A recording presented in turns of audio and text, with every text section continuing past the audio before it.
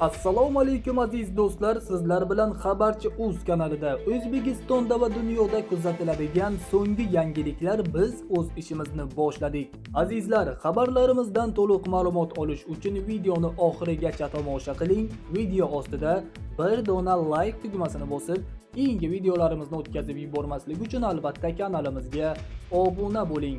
Bugungi dasturimizda 1-iyundan pensionerlarimiz uchun ajoyib xushxabar e'lon qilindi. Batafsil videoda xabardor bo'ling.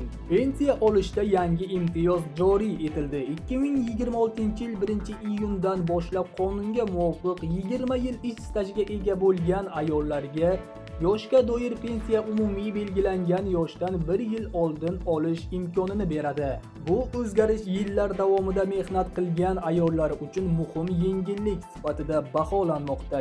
20 yil ish stajiga ega bo'lganlar endi pensiyani belgilangan yoshdan 1 yil oldin olish imkoniga ega bo'ladi. Sizlarga yetkazmoqchi bo'lgan ma'lumotlarimiz shulardan iborat edi. Xayr, salomat bo'ling.